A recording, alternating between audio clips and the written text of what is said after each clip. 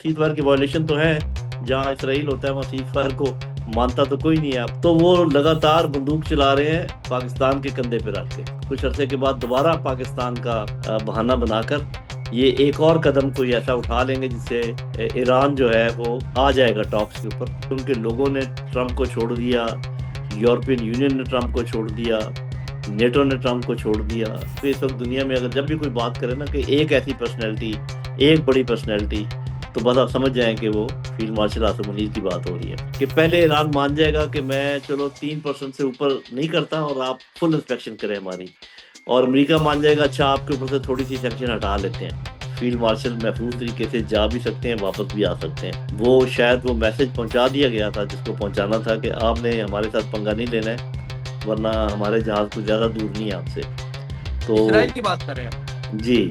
अस्सलाम वालेकुम नाज़रीन, मुअम्मर कज़ाफ़ी हूँ तो फिर हाजिर है नया दौर के प्लेटफॉर्म से। नाज़रीन, हमारे बड़े ही प्यारे guest lieutenant general retired Naeem Khalid Lodhi साहब हमारे साथ मौजूद हैं। अस्सलाम वालेकुम सर, क्या हाल है आपके? जी वालेकुम अस्सलाम रहमतुल्लाह, बहुत शुक्रिया जी, I am okay, thank you very much. Sir, आप कैसे देख रहे हैं पाकिस्तान मीडिएशन का किरदार अदा कर रहा है? पहला एक जो इस्लामाबाद टॉक्स हुई, उनमें बहुत सारी चीजें थी जो ऑलमोस्ट कंप्लीट हो गई, लेकिन कुछ वजूहात की वजह से दोनों डेलीगेशंस वापस चले गए। दोबारा आने की बातें हुई, क्यों नहीं आ सके? क्या वजूहात बनी है? देखिए वजूहात की तो एक लिस्ट है, लेकिन बहरहाल अंदाजा लगाया जा सकता है। फिर आपको पता है कि जिस तरीके से मिस इन्फॉर्मेशन डिसइंफॉर्मेशन है, जैसे यू टर्न लेते हैं, जब मर्जी जो कह देते हैं।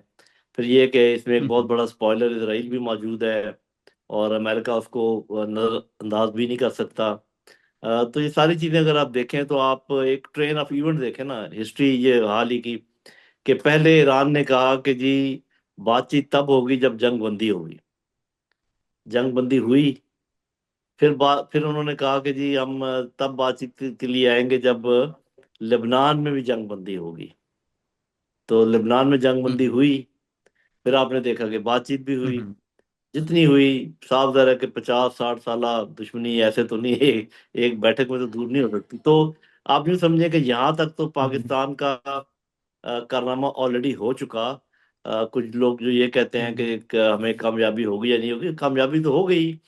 आपने एक सुपर पावर, एक ऐसा बिगड़ा हुआ मुल्क जो किसी की बात सुनता ही नहीं है, कोई कानून उनको उसको खातर में नहीं लाता, ना इखलाकी कानून ना बैन अवी कानून, इसराइल की बात कर रहा हूँ, वो भी रजामंद हुए लेबनान हम्म। की उसके ऊपर, फायरबंदी के ऊपर।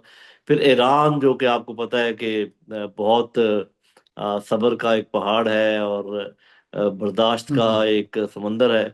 वो भी हम्म। मौजूद। तो ऐसे मुल्कों को लेकर आना टेबल टॉक्स के ऊपर, ये बजाते खुद एक बहुत बड़ा कारनामा है जो कि हो चुका। अब इसके आगे कैसे आगे चलते हैं। देखिए बात जी। ये है कि ट्रम्प कभी कह रहा है कि भी, अच्छा पहले आपको याद होगा, पता नहीं आपके साथ प्रोग्राम में मैंने कहा था कि जब लेबनान में इसराइल अपना हदफ हासिल कर लेगा, उसने एक दरिया तक जाना था, वहां पर सारा इलाका कब्जा कर बिल्कुल। लेगा तो सीज फायर हो जाएगा। तो ऐसे ही हुआ। वो दरिया लतीनी ऐसा कोई नाम है, उस तक गए। उन्होंने कहा जी अब हम इसको छोड़ेंगे भी नहीं, और सीज फायर हो गया। अभी भी बातचीत उनकी, और सीज फायर की वायलेशन तो है। जहाँ इसराइल होता है वहाँ सीज फायर को मानता तो कोई नहीं है, आपको पता है। अच्छा अब उसके बाद जब पहले ट्रम्प कहता था कि जी हुर्मुज को खोलें, जब उन्होंने खोल दिया पार्शली, और बल्कि खोलने का फुल खोलने का ऐलान कर दिया, तो फिर उन्होंने कहा अब हम बंद कर रहे हैं। मतलब इसकी कोई आपको जो है ना इसमें मंतक समझ नहीं आती, बट कोई होगी, वो हम्म। बेहतर हम्म। जानते हैं। अब उन्होंने, आपने देखा होगा कि कहा है कि चूंकि वजीर आजम पाकिस्तान ने रिक्वेस्ट की है तो हमने सीज फायर को एक्सटेंड कर दिया। सर, तो उन्होंने फील्ड अब, मार्शल का भी जिक्र किया है। हाँ जी, दोनों का वो हमेशा करते हैं, ठीक है। और अब हम्म। उन्होंने ये भी कहा था कि एक बड़ी पर्सनैलिटी आ रही है वहां पर, और हम्म। हमें पता है कि दुनिया में आज की पर्सनैलिटी एक ही है, फील्ड मार्शल आसिम मुनीर। तो वो अब इस बात का इंतजार कर रहे हैं कि, मेरा अंदाजा है, गलत हो सकता है, कि फील्ड मार्शल साहब जाएं अमेरिका, और ताकि वो कहें कि जी अब इन्होंने चूंकि हमें कहा है, तो अब हम जो है ना इसके हुर्मुज का अभी खत्म कर रहे हैं जो ब्लॉकेड है, या फिर जो इन्होंने एक जहाज पकड़ा हुआ है ईरानियों का वो वापस कर रहे हैं, ताकि वो एक किस्म का टॉक फिर शुरू हो जाए। तो वो लगातार बंदूक चला रहे हैं पाकिस्तान के कंधे पे रख के। पाकिस्तान ने हमें ये कहा हमने कर लिया, पाकिस्तान ने हमें ये कहा हमने कर लिया, पाकिस्तान कल ये कहेगा हम कर लेंगे। तो ठीक है, अगर होता है, अमन कायम होता है इस खत्ते में, और वो पाकिस्तान के पीछे छुपकर या एक फेस सेविंग के लिए काम करना चाहते हैं, तो पाकिस्तान के लिए तो इसमें कोई खराबी नहीं है, अच्छा ही है। तो मेरा अपना ख्याल ये है कि कुछ अरसे के बाद दोबारा पाकिस्तान का बहाना बनाकर ये एक और कदम कोई ऐसा उठा लेंगे जिससे ईरान जो है वो आ जाएगा टॉक्स के ऊपर। ये मेरा अंदाजा है, बाकी ट्रम्प के दिमाग में ना मैं जा सकता हूँ ना कोई और जा सकता है, ना ही नेतन्याहू का हमें पता चलता है कि वो क्या सोचता है। तो मेरा अपना ख्याल है कि ये टॉक्स भी शुरू होंगी एक दो दिन में, हम्म और ये कोई ना कोई हम्म सिचुएशन ईज अप भी हो जाएगी। लेकिन इसके साथ ही मैं ये भी कह दूं हम्म कि ये ऐसे नहीं होगा कि जी ये पहली बैठक में फिर कोई बात, ये बस सीज फायर चलता रहेगा और कोई ना कोई झगड़ा जो है ना वो होता रहेगा। फिर अगले आपके सवालों के जवाब में मैं बताऊंगा कि वो क्या मांग रहे हैं और ईरान क्या दे रहा है, ईरान क्या मांग रहा है, और ये कैसे एडजस्ट होगी चीजें। बिल्कुल बिल्कुल। अच्छा, अगर दूसरी जानिब हम देखें तो आप क्या समझते हैं कि इस टाइम जो ईरान की पोजीशन है, जिस तरह आप भी कह रहे हैं कि वो विन विन सिचुएशन पर इस टाइम खड़े हैं, और दूसरी तरफ यूएस और अमेरिका को देखते हैं, तो आप क्या समझते हैं कि डिले किसकी जानिब से आ रहा है? कौन सुलह करना चाह रहा है और कौन नहीं करना चाह रहा? और ईरान क्या हदफ हासिल करना चाहता है और इस टाइम अमेरिका क्या हदफ हासिल करना चाहता है? देखिए, पहली बात तो ये है कि ये तो इसमें तो कोई शक नहीं होना चाहिए कि नुकसान सबका हुआ है, बहुत नुकसान हुआ है ईरान का, बहुत नुकसान हुआ है इसराइल का और अमेरिका का भी कम नुकसान नहीं हुआ है। इसके अलावा दुनिया का नुकसान हुआ है, तेल पैदा करने वाले ममालिक और तेल इस्तेमाल करने वाले ममालिक, तो पूरी दुनिया एक, आप समझे, एक एक किस्म के मुसीबत में है। तो एक तो ये बात है, बाकी ये है कि ये चूंकि जो बयानात आते हैं ये कवर अप करते हैं अपनी वीकनेसेस को, तो हमें यहाँ बैठ के ये पता लगाना बहुत मुश्किल है कि कौन कमजोर है कौन मजबूत है और कौन आगे क्या चाह रहा है। वो तो हमें आइडिया है, आपने हदफ की बात की, वो मैं आगे आपको आगे बताता हूँ। तो ये और दूसरा हम्म हो, चूंकि पाकिस्तान इस वक्त सालसी की पोजीशन में है, तो मेरा नहीं ख्याल कि जो हम हम्म एनालिस्ट हैं हमें कोई ऐसी बात करनी चाहिए जिससे हमारा झुकाव पता चले कि इस तरफ है या उस तरफ है। जब तक कि हम्म ये हो नहीं जाता, बाद में हम ये सारी बातें करेंगे। इससे पहले भी आपको पता है करते रहे हम। लेकिन अब चूंकि एक सेंसिटिव मामला है और पाकिस्तान एक न्यूट्रलिटी के अपना वो मामला कर रहा है, तो इस न्यूट्रलिटी को कॉम्प्रोमाइज जो ना वो नहीं करना चाहिए, नहीं होना चाहिए। हदफ मैं आपको बता देता हूँ, देखें किसी भी जंग का जो छोटा हदफ होता है, जिसको आप कहें कि जो मिलिट्री हदफ होता है, वो ये होता है कि जो आपके सामने वाली फौज है उसका उसकी विल को तोड़ देना, कि वो जो है ना हार मान जाए किसी तरीके से। उनका जो वो है कि खड़े होने का जो जज्बा है उसको खत्म कर दिया जाए।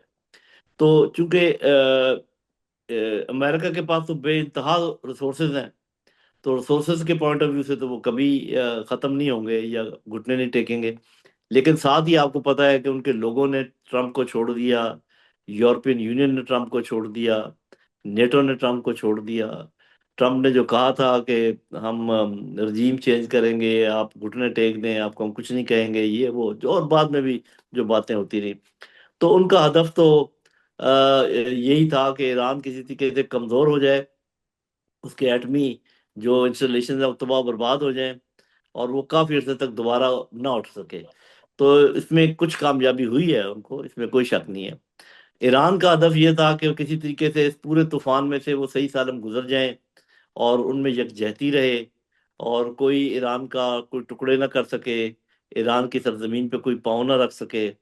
तो ये उनके अहदाफ थे, आपके सामने है कि कौन से पूरे हुए कौन से नहीं हुए। इसराइल के अपने अहदाफ थे। इसराइल का पहला हदफ तो यही था कि ईरान की कमर टूट जाए, ताकि जो ग्रेटर इसराइल के सामने रुकावट है, एक ही रुकावट है ना, बाकी तो सारी बातों की रुकावटें हैं।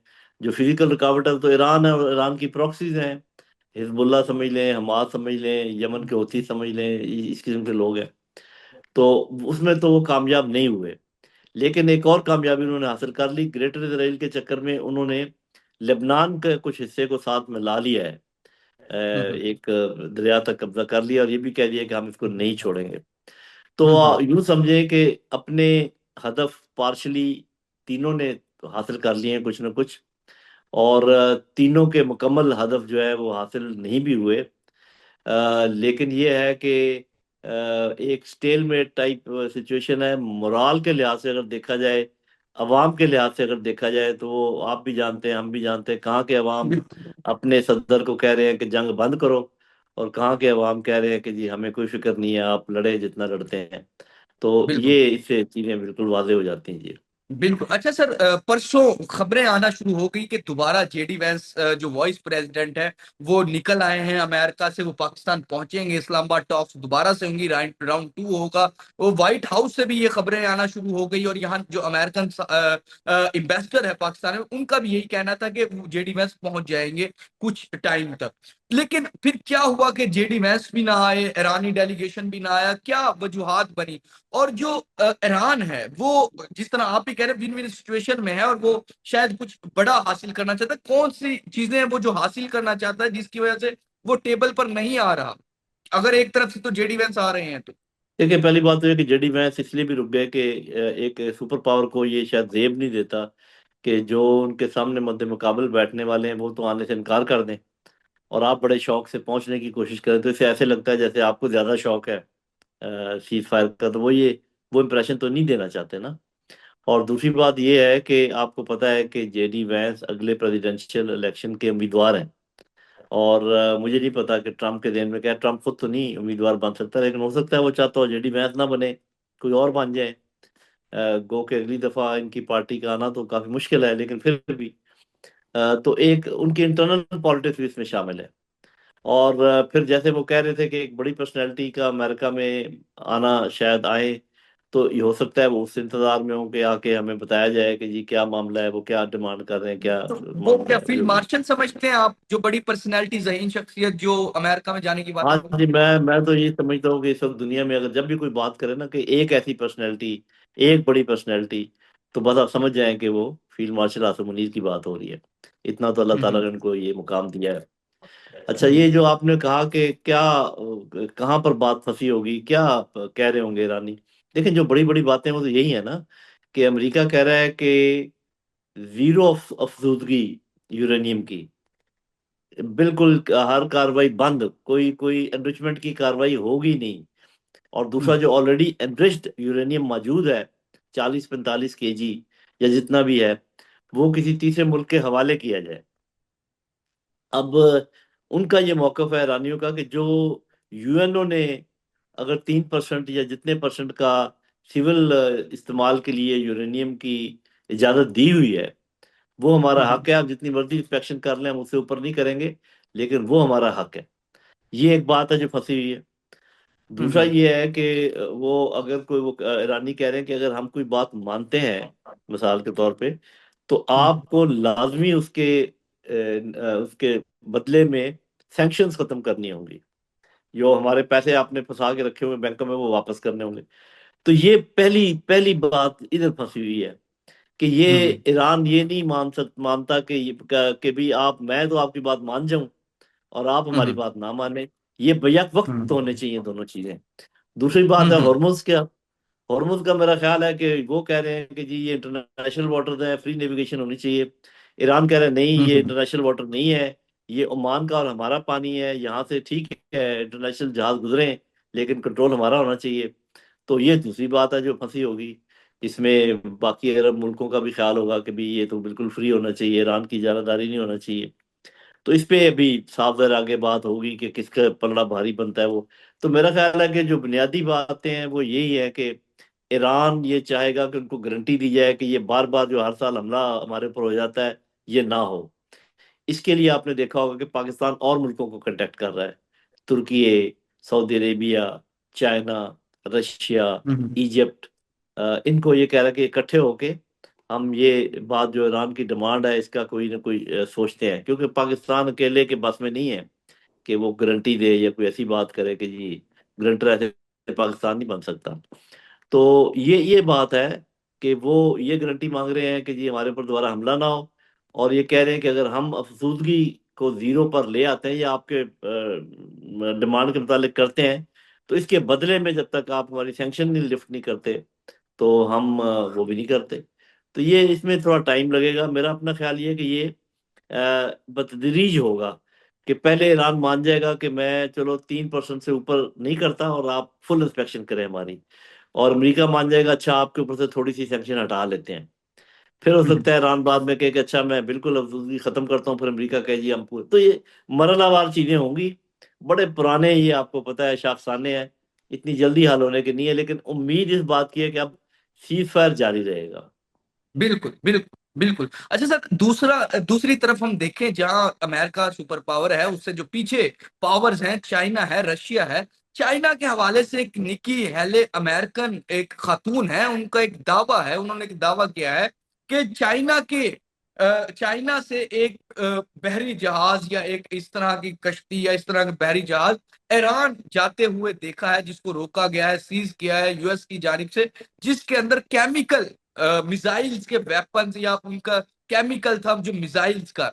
आप क्या समझते हैं कि ईरान के पास क्या वाकई ही इस तरह के मिसाइल सिस्टम तो उनके पास बहुत अच्छा है, और उन्होंने साबित किया, जिस तरह उन्होंने तिल अवीव में उनको ठीक ठाक उनके मिसाइलों ने हिट किया है। तो इससे लगता है कि उनके पास बहुत अच्छी मिसाइल सिस्टम मौजूद है। जो लेकिन इसने दावा किया खातून ने, निकी हेले ने, उसको आप कैसे देखते हैं केमिकल मिसाइल सिस्टम के हवाले से? ये देखिए, पहली बात तो ये है कि चाइना ने आज ही तरदीद की है, उनके फॉरेन ऑफिस ने तरदीद की है कि ये कहना कि हम ईरान को कोई तोहफा दे रहे थे या, तो ये गलत है। बाकी ये जो जिसको केमिकल की बात करते हैं, कुछ ऐसी चीजें हैं जैसे मसनूई खाद है, फर्टिलाइजर। ये ऐसी चीज है जिसको आप कन्वर्ट कर सकते हैं, जो बारूद होता है ना इसको, रॉकेट को चलाने वाला, उसमें भी कन्वर्ट कर हम्म सकते हैं, धमाका खेज उसमें चीज में भी कन्वर्ट कर सकते हैं। तो वो अगर कोई चीज जा भी रही होगी तो ऐसी जा रही होगी। चाइना ने वैसे इसकी तरदीद की है। बाकी हम्म इसका ये मतलब नहीं है, जो कुछ हमारे लोग गलत समझ रहे हैं कि कोई केमिकल, जो केमिकल हथियार होते हैं वो और चीज होती है। उसका ये मतलब होता है उसका जो वॉर हेड होता है उसके अंदर ऐसे केमिकल होते हैं, गैसेस निकलती हैं जो लोगों को मार देती हैं या कोई उनको गुजन पहुंचाती हैं। ये मिसाइलों की जो बारूद और मिसाइलों के जो उसका होता है, उसको उड़ाने वाला बारूद दो किस्म के होते हैं ना, उसमें एक उड़ाने वाला बारूद, एक धमाके वाला। धमाके वाला उसके नोज में होता है, और उसको उड़ाने वाला जो होता है वो उसके पीछे बाकी होता है। तो ये ऐसे ऐसी कुछ चीजें हैं जिनको डुअल पर्पस कहते हैं, कि वो देखने में नॉर्मल कमर्शियल आइटम है, जैसे मैंने खाद का बताया, इस तरीके की और चीजें भी हो सकती हैं। तो वो इस किस्म की कोई बात कर रहे होंगे, इससे ज्यादा नहीं है मेरा ख्याल है। बिल्कुल। अच्छा सर, जिस तरह डील की बातें चल रही है, ईरान नहीं करना चाह रहा, और जिस तरह डोनाल्ड ट्रंप, जेडी वैंस, उनकी अपनी सियासत भी चल रही है, अगर इस तमाम में अल्लाह ना करे जंग दोबारा शुरू होती है और अमेरिका फुल फ्लैज जंग की तरफ जाता है, तो ईरान कितना सस्टेन कर सकता है? अमेरिका में कितनी कैपेबिलिटी है ईरान में? और दूसरा, ईरानी एक सहाफी से मेरी बात हुई थी, वो कहते हैं कि हमें एटम बम बनाने की जरूरत नहीं है, एटम बम हमारे पास अपना हॉर्मुज है। हाँ वो सही है, वो सही कह रहे हैं आप। वो दूसरा जो रेड सी वाली है रूट है उसकी बात कर रहे हैं, बाबुल हाँ मंदर जो है। हाँ, तो बाहर। उसमें तो उसमें जी ऐसे है कि वो जो कह रहे हैं वो उनकी अपनी मर्जी है, कह सकते हैं, और उसने करके भी दिखाया है कि ये वो ये कर सकते हैं। लेकिन ये हमें मालूम होना चाहिए कि अमन की जरूरत ईरान को भी है। हम्म क्योंकि ईरान में तबाही बहुत हुई है, लोग बड़े तंग हैं वहाँ पर। इकोनॉमिक क्राइसिस पहले हो चुका है, दोबारा अगर हो गया तो लोग और भी तंग हो जाएंगे।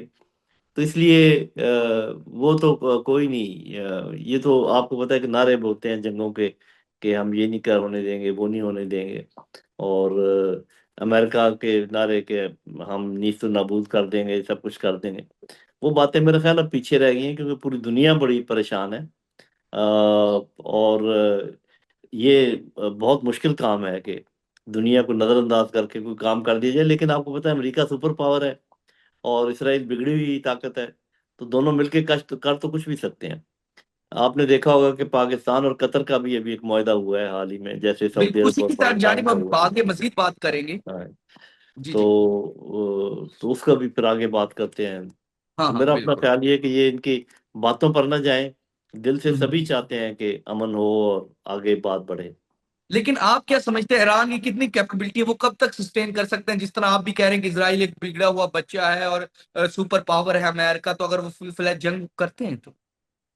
हाँ जी, देखिए बात ये है कि अगर तो कोई बहुत बड़ी आप समझें कि डिसेप्शन हो, कोई बहुत बड़ा सबको जुल दिया जा रहा हो पाकिस्तान समेत, और अमेरिका और इसराइल के कोई प्लान हो, और तो वो अल्लाह बेहतर जानता है। लेकिन हम सब के अंदाजे, मतलब जो ईरान के दोस्त थे उनके अंदाजे भी गलत साबित हुए, दुश्मनों के अंदाजे भी गलत साबित हुए कि ईरान कितनी देर तक जंग लड़ सकता है। 40 दिन तक मिसाइल पे मिसाइल आते रहे, जबकि ईरान के चप्पे चप्पे के ऊपर बमबारी की गई थी, इसराइल और अमरीकी जहाज़ों ने मिलकर की थी। 1 इंच नहीं छोड़ा मेरे भाई उन्होंने वहां पर जहां बमबारी न की हो, इतनी बमबारी की है। लेकिन फिर भी रॉकेट यहाँ से उड़ते रहे। तो अब दरमियान में वक्फा जो आया, तो मेरा अपना ख्याल ये है कि उनका स्टेमिना तो बहुत होगा, और इस वक्त बड़े खतरनाक पोजीशन में है ये जो अमेरिका है, क्योंकि जब आपके जहाज ब्लॉकेड करते हैं तो इतने करीब आए होते हैं कि ये हदफ बन सकते हैं ईरान का। और अगर एक जहाज भी डूब गया बड़ा हम्म। अमेरिका का, तो आप समझें साथ ही जो रही से ही साख है ट्रम्प की, वो भी डूब जाएगी। तो इसीलिए मैं कहता हूँ कि जंग के बढ़ने के इम्कानात कम है। लेकिन अगर ऐसा हो कि उधर से पाकिस्तानी फौज मौजूद हो सऊदी अरब में, और पाकिस्तानी फौज मौजूद हो कतर में, और ये जंग दोबारा शुरू हो जाए, और इसराइल फॉल्स फ्लैग मिसाइल फेंक दे हमारी फौजों के ऊपर, और कहे कि ये भेजे हैं ईरान ने, और फिर बड़ी कॉम्प्लिकेटेड हो जाएगी सूरत हाल। तो इस किस्म के मामलात पॉसिबल हैं, ये हो सकता है। फॉल्स फ्लैग का आजकल बड़ा रिवाज है, और ये मिस इन्फॉर्मेशन डिस इन्फॉर्मेशन का है। तो पाकिस्तान ने एक तो बड़े हौसले का मुजाहरा किया है कि अपने दोस्त मुल्कों में अपनी फौज भेजने का वादा किया, एक जगह भेज भी दी है। और दूसरा ये कि इन जंगी हालात में अपनी फौज को वहाँ रखना, इसके थोड़े से इसमें रिस्क भी इन्वॉल्व है, जो कि पाकिस्तान ने रिस्क ली है। इसके अपने हम्म। फवायद भी हैं, कुछ मिलिट्री फवायद हैं, वो आज की हमारा डिस्कशन नहीं है, इसलिए इसको हम यहाँ छोड़ते हैं। बिल्कुल। अच्छा सर, दूसरा, जहां फौजी हमारे दस्ते गए हैं सऊदीया भी, और कतर के साथ भी जो डिफेंस पैक्ट हो रहा है उसमें बात करते हैं, लेकिन जो हमारे आर्मी चीफ तेहरान में उतरे हैं वो कितना इंपॉर्टेंट है, जहां पूरी दुनिया मतलब कि इस टाइम वो वॉर जोन है, वहां पर हमारे आर्मी चीफ का जाना ये किस चीज को दिखाता है? और दूसरी जानिब जो हमारे प्रेसिडेंट है शहबाज शरीफ, वो सऊदीया गए, कतर गए, और आगे फिर वो टर्की गए, तो तेहरान में आसिम मुनीर का होना कैसा था? ये देखें, मैं कहता हूँ बड़ा रिस्की काम था, बड़ा दिलेरी का काम था। आपको पता है कि जो इसराइल है, वो डिकैपिटेटिंग स्ट्राइक बहुत करता है, और टॉप लीडरशिप के बड़े खिलाफ काम करता है, ये तो आपने आपको अंदाजा है। हम्म। और आप, लेकिन आपने देखा होगा वो जो मैं थोड़ी देर पहले जिक्र कर रहा था ना, कि कुछ फौजें बाहर रखने का फायदा भी होता है। तो हम्म। पाकिस्तान ने जो अपनी एयरफोर्स का एक हिस्सा सऊदी अरब में रख दिया था, वो आप यूं समझे कि एक किस्म की गारंटी थी कि फील्ड मार्शल महफूज तरीके से जा भी सकते हैं, वापस भी आ सकते हैं। वो शायद वो मैसेज पहुंचा दिया गया था जिसको पहुंचाना था, कि आपने हमारे साथ पंगा नहीं लेना है, वरना हमारे जहाज को ज्यादा दूर नहीं है आपसे। इसराइल तो की बात कर रहे हैं हम। जी, तो मेरा हम्म। अपना ख्याल ये है कि वो मैसेज उनको मिला। ना हम्म। सिर्फ ये कि हमारे फील्ड मार्शल गए और आए और 3 दिन रहे भी, बल्कि हम्म। उससे पहले जब ये आए थे ईरानी, तो बड़े महफूज तरीके से यहाँ पहुंचे। और दोबारा भी जब आएंगे इंशाल्लाह हम उनकी पूरी हिफाजत करेंगे। हम इस बिल्कुल काबिल सर। हैं अल्लाह ताला के फजल करम से जी। बिल्कुल। अच्छा सर, सऊदी अरब में जब हमारी डिफेंस पैक्ट तो हो गया था, लेकिन जब हमने वहां पर अपने दस्ते भेजे थे, बहुत सारे लोग तो कह रहे थे कि ये शायद ईरान के खिलाफ है। उन लोगों को अब क्या पैगाम देंगे, क्योंकि अब तो वाजिया हो गया है। देखिए, पहली बात तो ये कि अगर आपको याद हो कि ईरान ने खैर मकदम किया था जब हुआ था ना ये पैक्ट बिटवीन सऊदी अरेबिया और पाकिस्तान, ईरान ने खैर मकदम किया था और कहा था कि इसमें और मुल्क भी शामिल होने चाहिए। इसका ये मतलब है कि पाकिस्तान ने पहले ये पैगाम ईरान को पहुंचा दिया होगा किसी न किसी तरीके से, कि इसका आपसे कोई ताल्लुक नहीं है, और आप बिल्कुल हम्म। मुतमिन रहें। और वैसे भी उस पैक्ट का नाम भी डिफेंस पैक्ट है, आपको पता होगा, हम्म। म्यूचुअल डिफेंस एग्रीमेंट जो है। तो हम्म। उसका मतलब है कि वो दिफा के लिए है, वो हमले के लिए नहीं है। तो उस लिहाज हम्म। से अगर देखा जाए तो पाकिस्तान का पॉइंट बिल्कुल क्लियर है कि हम मक्के मदीने का दिलो जान से दिफा करेंगे, और सऊदी अरब हमारा दोस्त मुल्क है, उसकी एक एक इंच का भी हम दिफा करेंगे, उसके लिए हम वहाँ मौजूद हैं। तो वो हमलावरों हम्म। के खिलाफ है, तो ईरान का तो उसमें नाम नहीं आता। बिल्कुल। अच्छा सर, दूसरी जानिब जो हम बात करना भी चाह रहे थे और आपने भी 1-2 दफ़ा ज़िक्र किया, जो हमारे डिफेंस पैक्ट हुआ सऊदी अरब के साथ, वो कितना इम्पोर्टेंट है, उसके साथ जो कतर के साथ अब होने जा रहा है, इससे तो आप नहीं समझते कि इस्लामिक कंट्रीज़ में जो पाकिस्तान का इस टाइम स्ट्रेचर है, वो बहुत बड़ा है, बड़ा एतमाद हुआ है। इसमें एतमाद कितना नज़र आता है पूरी दुनिया को, पाकिस्तान की इन मूवमेंट से, इन चीज़ों से? देखें, एतमाद पैदा होता है जब आप मैदान में किसी को देख लेते हैं। मिसाल के तौर पे कोई कहे जी मैंने इतनी विकेटें लेने वाला हूँ, मैं बड़ा अच्छा हूँ, लेकिन जब आप वो बॉलिंग करता है और बैटिंग कोई दिखाता है तो तब आप एतमाद करते हैं कि यार ये प्लेयर है। तो पाकिस्तान ने गेम करके दिखाई है, और मुझे हुँ, दोबारा हुँ। दोहराने की जरूरत नहीं, वो फिर हमारा पड़ोसी जो है ना वो परेशान हो जाएगा। इतना बड़ा मुल्क, इतनी हुँ, बड़ी एयरफोर्स, इतनी बड़ी फौज, और आखिर वो उन्होंने माफी मांगी कि जी आप हमारा पीछा छोड़ें। तो वो भी अगर ट्रम्प अंदर ना आता तो शायद उनकी और पिटाई हो जाती। हुँ, तो हुँ। बात यह है कि लोगों ने देख लिया कि ये एक ऐसा मुल्क है कि ठीक है वहां पर उनके अपने मसाइल हैं, पॉपुलेशन का मसला है, हमारी इकॉनमी का मसला है, लेकिन ये दिलेर लोग हैं एक बात। और दूसरी बात ये है कि ये टेक्नोलॉजी को हैंडल करना समझ जानते हैं। टेक्नोलॉजी का मौजूद होना एक अलग बात है कि जहाज सोफिस्टिकेटेड बड़े मुल्कों के पास है, लेकिन उन हुँ, हुँ। जहाज़ों को मजबूत तरीके से इस्तेमाल करना, और इसी तरीके से हमारी जो बर्री फौज है, जो बहरी फौज है, उसका जो एक आपस में इनका जो लिंक है, और जिस तरीके से ये इंटीग्रेटेड तौर पे ऑपरेट करते हैं, ये बहुत कम मुल्कों का ये खासा है। और फिर ये है कि ये जो हमारा है ना, चीन के साथ भी कम्युनिकेशन का खुला होना, अमेरिका के हुँ, साथ हुँ। भी कम्युनिकेशन का खुला होना, सऊदी अरब के साथ भी, ईरान के साथ भी, फिर हमारी जो पोजीशन है यूनिक, ये सारे फैक्टर्स हैं जिससे हमें ये स्टेटस अल्लाह भी ने दिया है। इसमें तो कोई शक नहीं कि अल्लाह ताला की मर्जी है, जिस कौम को इज्जत दे, जिस फर्द को इज्जत दे, तो वो हमें मिली हुँ, है। हुँ। तो मेरा ख्याल है कि अरब मुल्कों ने देख लिया है कि जो अमरीकी अड्डे थे यहाँ पर, वो तो उनके अपने मफाद के लिए थे, हमारे लिए तो उन्होंने कुछ नहीं किया। हुँ, हुँ। तो अब वो ऐसे बिल्कुल। मुल्कों को तलाश कर रहे हैं जो कि उनके मफाद का भी ख्याल रखें। तो मेरा ख्याल ये है कि चीन के मदद से पाकिस्तान और तुर्की अपने ये जो मिडिल ईस्ट के ब्रादर मुल्क हैं, इन सबको बड़ा अच्छा तहफ़्फ़ुज़ दे सकते हैं जी। बिल्कुल। अच्छा सर, इस डिफेंस पैक्ट के लिए जो जगह बनाई, आप कितना समझते हैं कितना इम्पोर्टेंट वो मोमेंट था जब कतर में इज़राइल ने अटैक किया था, जो मुज़ाकरात हो रहे थे, उनसे हाँ, बाद ही वो ये दैट वाज़ चीज़ें वेरी आगे बढ़ी। बैड। हाँ, आप सही कह रहे हैं, क्योंकि इसमें कतर ने महसूस किया कि एक तो उनके जो इंटेलिजेंस है वो बड़े अंदर तक घुसी हुई है कि उन्होंने जिस तरीके से किया हमला। फिर ये भी कतर को पता चल गया कि इस जंग के दौरान जो भी हुई है, कतर की तरफ कुछ मिसाइल फेंके गए जो ईरान ने नहीं फेंके थे, हुँ, लेकिन हुँ। शो ये किया जा रहा था कि ईरान फेंक रहा है। तो वो बिल्कुल। लड़वाना चाह रहे थे, तो कतर ने सब, आपको पता है, सबसे पहले तुर्की ने ऐलान किया हम इस जंग में हुँ, शामिल नहीं हुँ। होंगे। फिर कतर ने भी ऐलान किया कि हम किसी सूरत में इस जंग में शामिल नहीं होंगे। हुँ, हुँ। तो इन चीजों से पता चलता है कि वो अब अवेयर हो गए हैं, उनको हुँ, अंदाजा हुँ। हो गया है कि ये बड़े बड़े शैतानी मुल्क हमारे साथ क्या करते हैं। मैं इसराइल की बात कर रहा हूँ। तो बिल्कुल। इसलिए अब वो काबिल एतमाद दोस्तों की तरफ देख रहे हैं, और पाकिस्तान मेरा ख्याल है कि जो कहता है वो करके दिखाता है। बिल्कुल, बिल्कुल। अच्छा सर, यूएई को ये बात क्यों नहीं समझ आई जो सऊदीया को आ गई, कतर को समझ आ गई, टर्की को आ गई, यूएई को क्यों नहीं समझ आई? ईरान यहाँ तक कि हमारे साथ है, चाइना हमारे साथ है, तो फिर यूएई को क्यों ये बात नहीं समझ आ रही सर? लेकिन जी, यूएई के साथ हमारे बड़े दरीना ताल्लुकात रहे हैं, अच्छे ताल्लुकात रहे हैं, और उम्मीद है आइंदा भी अच्छे होंगे। तो इस पर मैं बस इतना तबसरा करूंगा, जब सबको समझ आ गई है तो उनको भी समझ आ जाएगी, सिर्फ टाइम की बात। बिल्कुल। अच्छा सर, नेक्स्ट जानिब जाएँ हम अपने पड़ोसी का जिसका आपने ज़िक्र भी किया दरमियान में।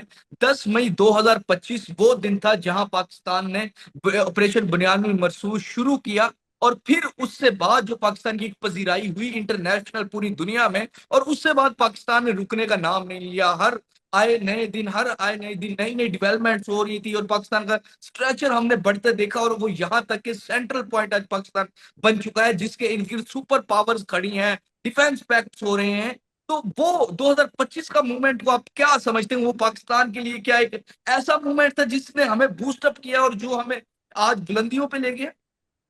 और 2025 में इंडिया के साथ मेरा वो जो ख्याल हुआ ये, वो हाँ जी, किसके मेरा हवाले से? जी, जी। मेरा अंदाजा ये है कि 1947 के बाद अगर पाकिस्तान के किस्मत ने कोई बड़ी करवट ली है तो ये पहली करवट है। उसके बाद ठीक है बड़े वाकयात पेश आए हैं, किसी में हम नीचे गए हैं, किसी में हम ऊपर गए हैं, लेकिन ये आप यूं समझें कि एक नया पाकिस्तान वजूद में आया है और एक नई उसको पजीराई मिली है पूरी दुनिया में। उसकी वजह ये है कि दुनिया जो जानती थी वो ये जानती थी कि पाकिस्तान एक छोटा मुल्क है, पाकिस्तान एक गरीब मुल्क है, पाकिस्तान के अंदर के बहुत मसाइल हैं, पाकिस्तान के अंदर लॉ एंड ऑर्डर का मसला है, मुख्तलिफ जो दहशतगर्द हैं वो अपने कार्रवाइयाँ कर रहे हैं, इनके आपस में इन्होंने दस्तों गिरेबान पकड़े हुए हैं, कोई किसी के साथ बैठने को तैयार नहीं है। तो इस सूरत में जब हिंदुस्तान जैसा बड़ा मुल्क इस पर झपटेगा तो इनका कचूमर निकाल देगा। ये असेसमेंट थी उनकी। तो इस ये जो आप कह रहे हैं ना अनप्रेसिडेंटेड पीरियड है, उसकी वजह ये है कि तमाम मंतक तमाम असेसमेंट ये कह रही थी जो मैंने अभी आपके सामने रखा है, और जो हुआ है वो बिल्कुल इसके उलट हुआ है कि वो बड़ा मुल्क जो है वो बिल्कुल उसके नाक रगड़ दी गई, उसकी तबाही हो गई। साबित हो गया कि ना वो प्रोफेशनली हमारे बराबर हैं, ना दलेरी के हिसाब से हमारे बराबर हैं, और हम तो मजीद और भी काम कर सकते थे, हमें शायद रोका गया और हम रुक भी गए। इस पर भी बड़ा आपको ये पता होना चाहिए कि ये जो हम रुक गए, हमारे कुछ दोस्त तो करते हैं ना, तनकीद भी करते हैं कि जी ये रुकने का टाइम था ये, लेकिन उस रुकने ही की वजह से आपका स्ट्रेचर और भी बढ़ा, कि बावजूद इसके कि इनका पलड़ा भारी था लेकिन फिर भी इन्होंने दुनिया के डिमांड के ऊपर ये काम रोक दिया। तो जो हमने जवाब दिया सिक्का बंद, वो वजह बनी। और जब हमारा पलड़ा भारी होने के बावजूद हमने अमन को तरजीह दी, वो वजह बनी। तो हम अमन के दाई जो आज नजर आपको आ रहे हैं इन वजूहात की बिना पर हैं कि ये अंदर से और ऊपर से और नहीं है, ये जो हम्म कहते हैं वही करते हैं। और ये अभी इन हालिया दिनों में हमने शो भी किया है। ये है बुनियादी हम्म बात। अब लोगों को हमारे ऊपर एतमाद है कि इस खित्ते में अगर कोई मुल्क जिसके साथ दोस्ती करना अच्छी बात है तो वो पाकिस्तान है।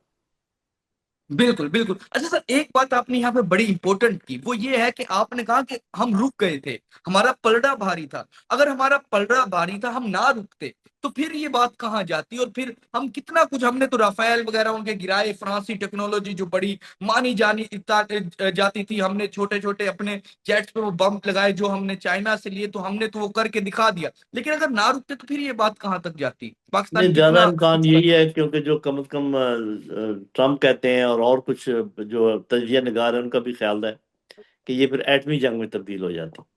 और वो हम्म बहुत खतरनाक थी क्योंकि हिंदुस्तान ये सोच रहा था कि अब हमारे पास और कोई हल नहीं है इनको रोकने का, और एटमी जंग जब शुरू हो जाती तो फिर तो उसको रोकना भी बहुत मुश्किल है और तबाही भी बेहद होती है।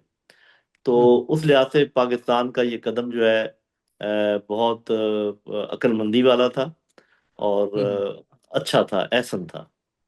बिल्कुल। अच्छा सर, जहां हमने एक जानी बात कर ली, हम दूसरे पड़ोसी की बात कर लें। तालिबान के साथ जो हमारे ताल्लुकात हैं, उनको आप कैसे देखते हैं? हम उनको कैसे बेहतर बना सकते हैं और क्या क्या चीजें कर सकते हैं इस तमाम में? हाँ देखिए, आपने तालिबान की बात की है। एक तो है तहरीक तालिबान पाकिस्तान, एक है हम्म अफगान तालिबान। हमें पढ़ाया गया कि ये दोनों एक ही चीज है, और आजकल तो फिर हम्म पिछले दिनों फिर ये हो गया था ये दोनों एक ही चीज है। इनमें हम्म एफिलिएशन भी हो सकती है, इनके कुछ अहदाफ भी एक जैसे हो सकते हैं, लेकिन ये डेफिनेटली एक ही चीज नहीं है। हम्म तो अब मुझे ये ऐसा नजर आ रहा है कि कुछ अफगानों को भी समझ आ गई है कि उनको भड़काया गया है, किसी के ईमा पर उन्होंने ये सारी बदतमीजी की और पाकिस्तान को भी ये एहसास हो गया है कि हमें लंबा चौड़ी दुश्मनी अफगानिस्तान से नहीं करनी चाहिए। जोग्राफिया के लिहाज से हम साथ साथ हैं, एक दूसरे से दूर नहीं हो सकते। हाँ अलबत्ता तहरीक तालिबान पाकिस्तान के लिए कोई रियायत नहीं है। तो ये लगता है मुझे ये पॉलिसी वापस आ जाएगी, बातचीत। क्योंकि देखें ये नहीं हो सकता कि आप मोहल्ले में तो लड़ाइयाँ बंद कराते फिरें और खुद हर वक्त लड़ाई करते रहें। ये तो बिल्कुल मतलब वो नहीं है ना, उसमें इसमें कोई बिल्कुल लॉजिक नहीं है। बिल्कुल तो बिल्कुल डेफिनेटली अफगानिस्तान के साथ आपकी लड़ाई खत्म हो गई इंशाल्लाह। बिल्कुल और डेफिनेटली अफगानिस्तान ने सबक सीख लिया होगा। उनको अब हम्म बातचीत के पे टेबल पे आके बात करनी पड़ेगी कि अच्छा आए हम आपस में मुआहदा करते हैं कि क्या करना है क्या नहीं करना। उनको माली बिल्कुल नुकसान भी बहुत हो रहा है, हमारे लिए भी प्रॉब्लम है। हम्म हमने सेंट्रल एशिया अगर जाना है तो सिर्फ ईरान के थ्रू नहीं जा सकते, अफगानिस्तान के थ्रू भी हम्म जाना है। तो हम्म, आपको इंशाल्लाह इस बड़ी खबर के बाद, जो कि आपका स्टेचर को जो आप बात कर रहे थे, और हम्म, बड़ी बड़ी खबरें मिलेंगी। हो इंशाल्लाह। सकता है भारत के आगे भी हम ये बात रखें कि बराबरी की बुनियाद पर अगर बात करनी है तो आए हम भी अपने मसले हल करते हैं, बात करते हैं। बिल्कुल। ऐन मुमकिन है बिल्कुल। कि इसी तदब्बर को इस्तेमाल करते हुए, इसी अपने जो रवैया है इसको देखते हुए, हम अपने अंदरूनी मामलात में भी दुश्मनियां बढ़ाने के बजाय लोगों को एक दूसरे, अपने लोगों को गले लगाएं और बात को आगे हम्म, बढ़ाएं। तो ये जो अमन की काविश है, ये जैसे होता है ना कि वो खुशबू है वो फैल जाती है, तो ये अमन की हम्म, खुशबू बाकी सरहदों पर भी फैलेगी इंशाल्लाह, और इंशाल्लाह। पाकिस्तान के अंदर भी फैलेगी। बिल्कुल नाज़िर, जिस तरह के lieutenant general retired Naeem Khalid Lodhi साहब हमारे साथ मौजूद है, बड़ी तफसीली गुफ्तगू की हर एंगल से, जो चाइना से लेकर अमेरिका, इसराइल, हर जानिब कतर, सऊदीया, जो खलीजी ममालिक हैं, उन तमाम के हवाले से आपने एक बड़ा जबरदस्त एनालिसिस सुना है। और इंशाल्लाह मजीद भी हम इनसे टाइम लेते रहेंगे। और लेफ्टिनेंट नईम खालिद लोधी जैसे गेस्ट हमारे लिए बड़ी खुशी का बाइस होते हैं, और लोग इनको बड़ा सुनते हैं, और खास करके नया दौर के ऑडियंस इनसे बहुत प्यार करते हैं, और हम इनको मजीद भी मदऊ करते रहेंगे और करते भी हैं। फिलहाल के लिए बहुत मोअम्मर शुक्रिया। कज़ाफ़ी को और अस्सलाम लेफ्टिनेंट जनरल वालेकुम। रिटायर्ड नईम खालिद लोधी साहब को इजाजत दीजिए। खुदा हाफिज।